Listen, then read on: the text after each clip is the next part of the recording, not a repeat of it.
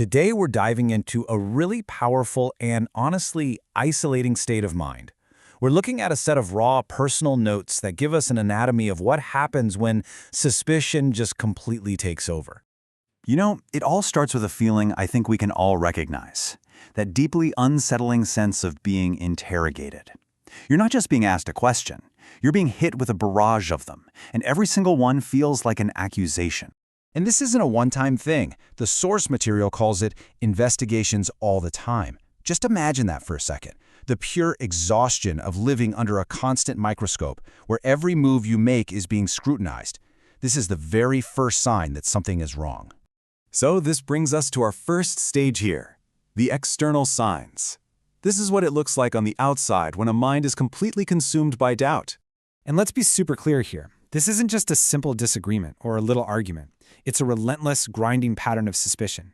It really does feel like a constant interrogation.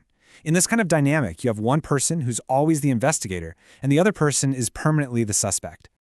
Okay, so that's the behavior on the outside. But where does all that come from? To really get it, we need to go a layer deeper. We need to move from the external actions to the internal world, where all this suspicion is born and grows. And inside that mind, things are deeply, deeply imbalanced. The first casualty in this war is hope. The author points out that for this person, frustration is it's stronger. It's more real and more present than any feeling of optimism could ever be. And this imbalance, it gets even worse.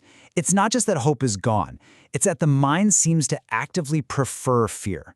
Any attempt you make to reassure them, to comfort them, it just gets rejected. Why? Because fear has become the most powerful, the most believable force inside their head. Comfort doesn't stand a chance. And this, right here, this gets to the absolute core of the problem. When fear and frustration take the wheel, a person's entire perception of reality gets warped. They're no longer reacting to what's actually happening, but to a version of it that's been built entirely out of their own anxieties. The result of all this is a huge psychological disconnect. They start to assume the worst intentions in absolutely everyone else.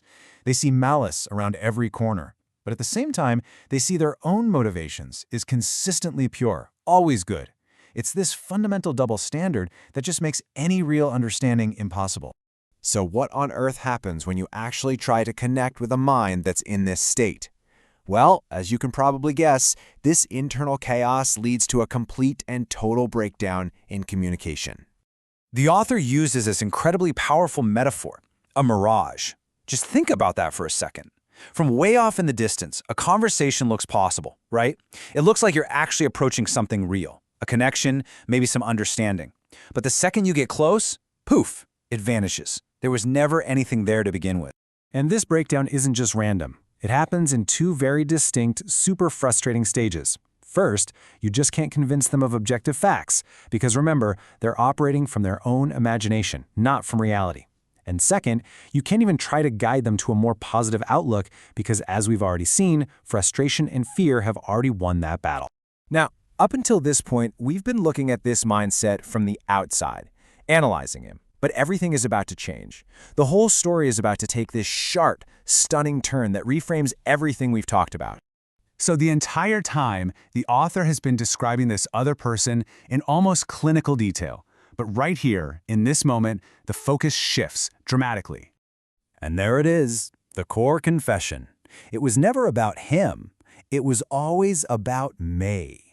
In this one single sentence, the author reveals that they are the very person they've been describing this whole time. It's just a moment of profound, and you have to imagine, very painful self-awareness.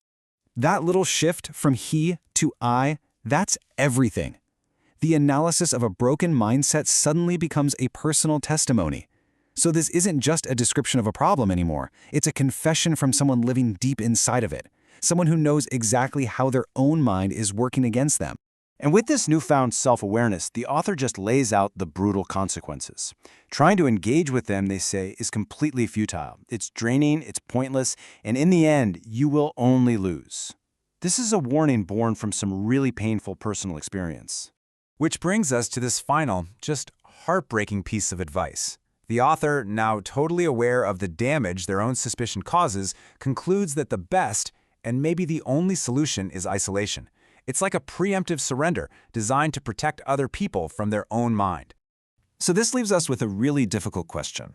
The author's story seems to suggest that for them, this withdrawal isn't an act of aggression, but a really tragic act of self-preservation. And it makes you wonder, when trust is broken not with someone else, but from within yourself, what does it even take to start rebuilding it?